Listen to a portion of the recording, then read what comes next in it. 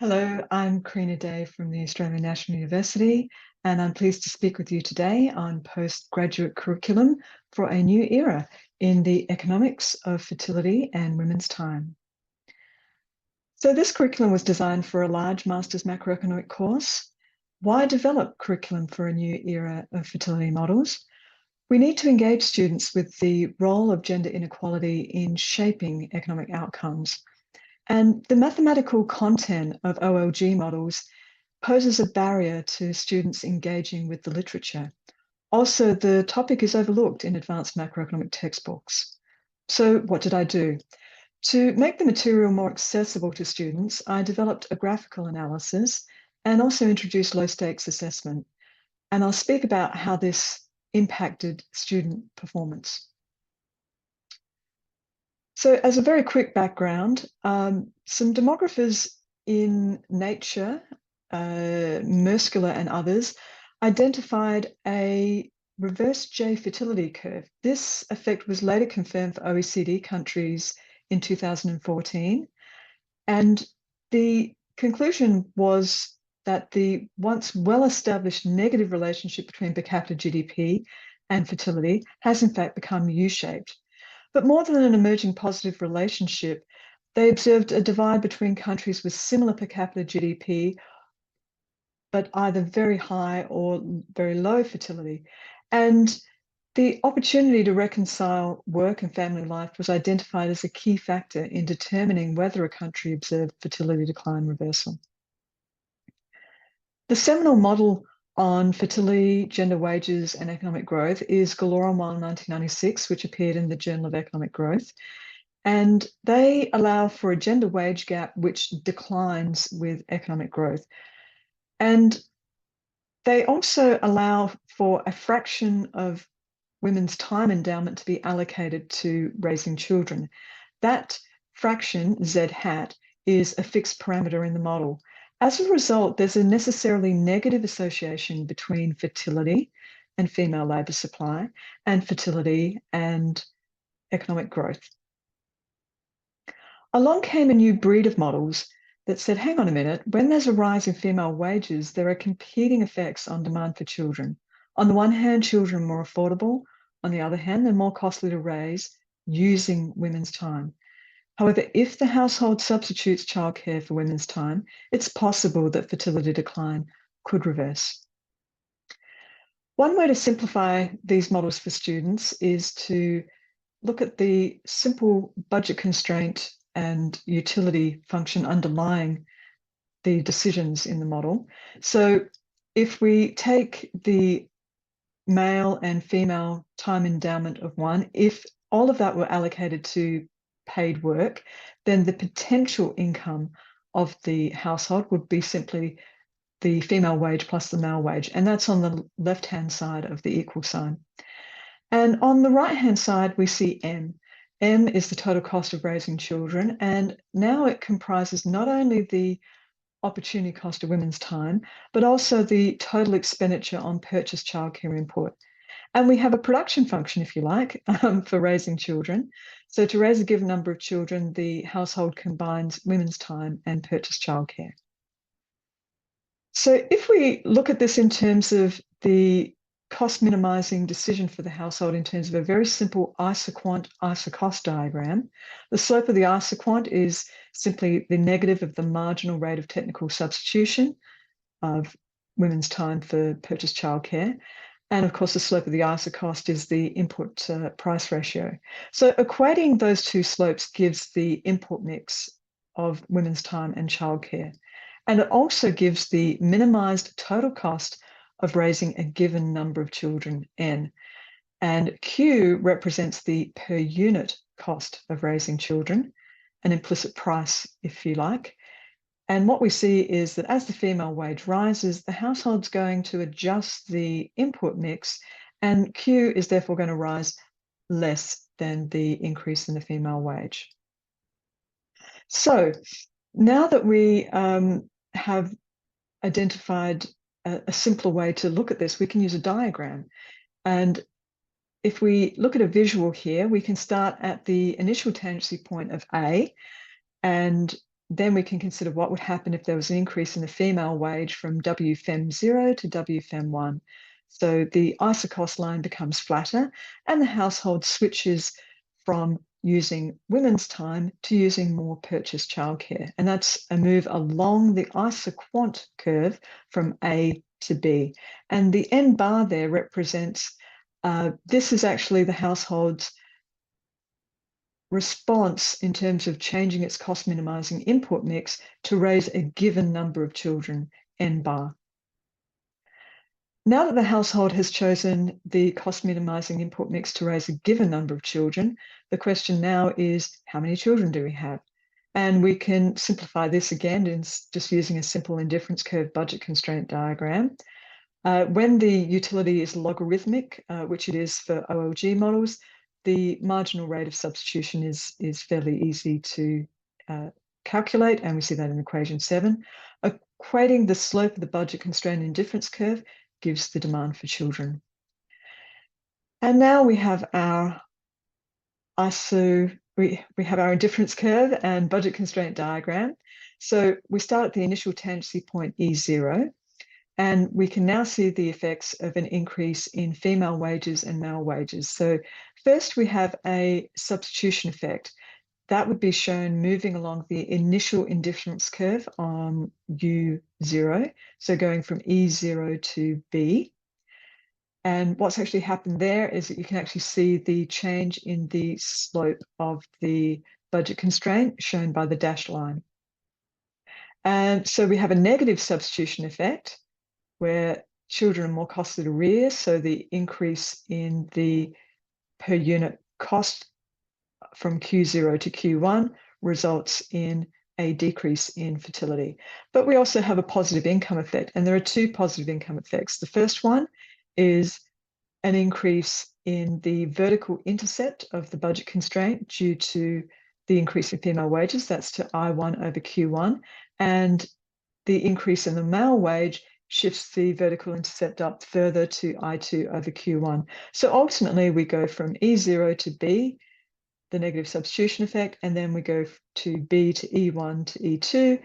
Overall, it's possible that the income effect dominates the substitution effect, in which case fertility would rise with an increase in female wages relative to male wages. So what else did I do? Based on evidence that men outperform women on high stakes assessment and evidence that women who receive good grades for prizes are nudged to pursue further economics education at university, I designed an assignment with low technical content in the sense that it was focused on diagrams and intuition, and also relatively low weighting. And here we see the leaderboard. So I benchmarked the average overall marks in this course by gender. I benchmarked the result against an international study that reported the average overall mark for female students was 55.1, and the average overall mark for male students was 61. And we can see here, if we use the little pictograph with gold medal representing 10 marks, silver representing 5, and bronze representing 1 mark, we can see women are now at the top of the leaderboard. They've taken the lead. So in this course, the average female mark was 69.4. I'm going to leave you with my email. Please feel free to email me about any of the resources or the assignment used in this course. And you can also use the link here in bold to download any of the diagrams and also the simplified model. This is an open access article, so please feel free to download anytime you like. Thank you.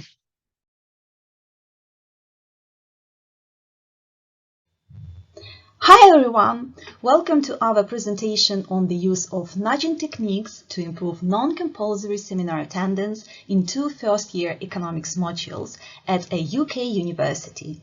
We are going to discuss our approach, methods and findings in tackling the challenge of low seminar attendance in higher education settings. Before discussing the nudging techniques we have employed, we would like to provide a brief overview of the modules we have been utilizing in our pilot research. This background information will help you better understand the significance and value of the implemented nudging strategies. As you can see, both of these first-year modules are core modules for some degree programs, but also elective modules for others. Both have large size of cohort with an average of around 500 students each year. A key feature of both modules is that seminar attendance is not compulsory, as is similar in many other universities. We do, however, expect them to attend. To determine our starting point and accurately assess the actual level of attendance, we needed to gather relevant data. So what does the data show us in terms of attendance for these two modules last year? Actually, it mirrors the previous years and appears to be getting worse over time, unfortunately, with current year rates showing a similar pattern. Key points that I would like to mention are that there is a concerning number of students who do not attend a single seminar.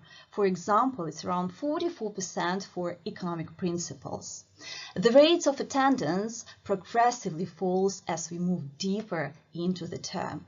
This decline in attendance raises questions about the factors influencing student engagement and the potential consequences it may have on their academic performance.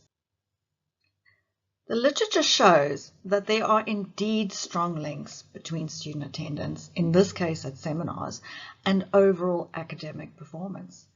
The question is then, are there ways that we can somehow incentivize students to attend their seminars throughout the term, given that they are non-compulsory in nature? One way to alter people's behavior in a predictable way without changing any sort of underlying incentives is by using nudges. There are some popular examples of nudges being used in different settings today. One example I refer to includes reducing the size of dinner plates at restaurant buffets so people eat less than they think, even though their plates are technically full. For this pilot study, we introduced two nudges, one for each of our first-year modules. For economic principles, we introduced name tags. We wanted this to foster a sense of belonging within the seminar group and try and improve the rapport between students and TUT leaders. For the Economics for Management module, we introduced MCQ question sets, multiple choice question sets per seminar to promote engagement and help students experience a sense of completion by the end of each session. The first change that was implemented was reasonably straightforward, the name tag. They looked exactly like the one in the picture, but each student could choose the color of their tag as well as the type and color of pen that they used to fill it in. While there was an initial fear on my part that some students might not want to do this, this was completely unfounded.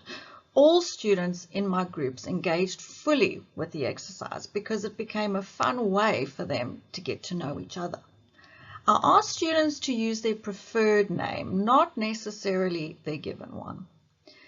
It also became much easier for students to see how each other's names were spelt or pronounced, something that we often struggle with given the international and diverse student body that we have. We hoped that interacting with each other on a first name basis would build a sense of belonging within the seminar group that can, we know, sometimes be missing in modules with large cohort sizes. At the end of the term, we collected some student feedback on the use of the name tags in class, and the responses were overwhelmingly positive. The biggest positive from students seemed to be how they all got to know each other better, which actually made group work activities less intimidating and led to higher levels of participation in each class. The second change we decided to incorporate was additional multiple choice question sets for each tutorial. These MCQs are exclusively accessible during seminars, and their corresponding answers are not made available on the online learning platforms such as Moodle or Blackboard. This can itself act as a strong incentive to students to increase their seminar attendance. The main objective of this initiative was to encourage students to attend tutorials, as they would not only gain substantial benefits from additional practice and discussions, but also feel a sense of completion or achievement by the end of the session. The approach to working with these questions varied, sometimes involving individual work and other times group activities, depending on the topic being discussed and the number of students in the seminar. The students were often more engaged and interactive when I introduced a group competition. I utilized Mentimeter to anonymously check answers, thereby reducing anxiety about incorrect responses and fostering an inclusive and supportive learning environment. To enhance students' learning experiences during seminars, I also related questions to content they could connect with, such as celebrities and famous literary heroes. Examples of these applications are shown in the slide. This approach helps students tackle complex economic concepts, thereby enhancing their problem-solving skills and their ability to apply these concepts to real-world scenarios. To understand students' responses to the new MCQs in seminars, an anonymous survey was conducted. This survey aimed to gather insights on students' experiences with the revised multiple choice question sets. So how did these students respond? According to the data we obtained, most of the students found the tutorials engaging with the new MCQs, which encouraged them to participate more actively in class discussion. Some of the students preferred group work, while others enjoyed a mix of independent and group work. What is important is that the majority of the students believed that the additional MCQ sets had significantly improved their overall comprehension of the course materials and provided them with a clear indication of topics within the module that needed further study. We can also consider unsolicited student comments that we received. And this feedback indicated that students appreciated the benefits of these additional multiple choice question sets in enhancing their understanding of the module content and aiding in their preparation for the final exam. Across both module changes or nudges, the results were similar. Firstly, there was a demonstrated increase in class engagement, as evidenced by heightened participation in class activities and discussions. Students were overall very positive in their feedback about the changes that we had implemented. For attendance, however, the results for the two modules were slightly different. The use of name tags in the Economic Principles module showed no significant positive impact on attendance levels. However, those that did attend were more actively involved in class activities. The use of the additional MCQ sets in the Economics for Management module did lead to a slight improvement in seminar attendance compared to the previous year. However, this was less than anticipated. We also found that the students who did attend early on continued to do so on a more regular basis throughout the term. While the results suggest that these changes have contributed to fostering a more engaged and participatory learning environment, more work does need to be done. We need to try and understand what drives student attendance and discover if there are ways that we can boost attendance by providing appropriate incentives within our teaching practices and curriculum design. Thank you so much for listening. Please do get in touch.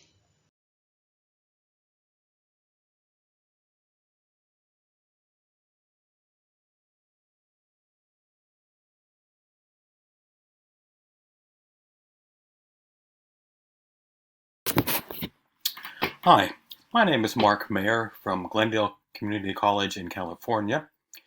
This is a short video on using a program called Perusall, which allows for student annotation of economic textbooks. What I want to do is very briefly describe what Perusall is, but more importantly, talk about how Perusall can be used for the scholarship of teaching and learning. How can it help students read a textbook, and how can we more effectively help them read a textbook? First, what is Perusall? It was developed by Eric Mazur, a physics professor at Harvard University, who, when I saw this picture, I thought, great, this is a student focused on the textbook. And Eric Mazur says, no. For effective learning, students need to be interacting with the textbook, and they need to be doing that in a social way with other readers. So he got a grant to create Perusall that allows for students to annotate the textbook as they are reading it. Here's a typical page in Perusall. You can see student annotations. But the amazing thing about Perusall is that it comes with so many bells and whistles. Perusall automatically puts students into appropriate sized groups. It allows students to annotate not just text, but videos. I've had students annotate graphs and tables as well. But the most amazing thing about Perusall is that it automatically scores student comments. I have students writing 5 comments a week, 100 students. I couldn't possibly read, much less score, 500 comments a week. Perusall does that with a proprietary system that measures the quality of student comments and also whether or not they are dispersed within the text. And all that can be changed by the instructor. I think that Perusall has tremendous potential for the scholarship of teaching and learning. I always thought that students reading the textbook was kind of a black box. I had very little idea of what was happening. What are they doing when they read the textbook? I used Perusall to collect several hundred student comments and then look carefully at what kind of comments they were, allocating them to different categories. This was the most common category. I called it sense making. Here's an example of a typical excerpt. And by the way, student comments typically were averaged 40 words or more. They were fairly substantial. In this type of comment, students are essentially putting the text in their own words. Only occasionally did students use the text's own word. And learning science suggests that this is important. By recalling an idea, putting it in writing in one's own words, it helps to increase long-term memory. So these comprised over half of the comments, but were, I think, actually quite helpful for student learning. The next most common comment was students relating the text to something in their own lives or from their own past learning. Here's an example relating to what they had learned previously. And again, learning science suggests this is very important. By making connections to our prior understanding, it also increases long-term memory. The third most common comment, about 15%, were students asking a question or answering another student's question. Here's an example. I found these really useful for just-in-time teaching because very conveniently, one bells and whistle in Perusall is that it notes all the questions that students have asked and puts them in a single file for the instructor. And that was a great way to begin class because I had authentic questions that students had asked about the text. The other thing that Perusall does is it notifies students when they've received an answer from another student. Finally, the fourth most common type of comment, about again 10%, were students engaging in a policy debate. Here's an example from the minimum wage.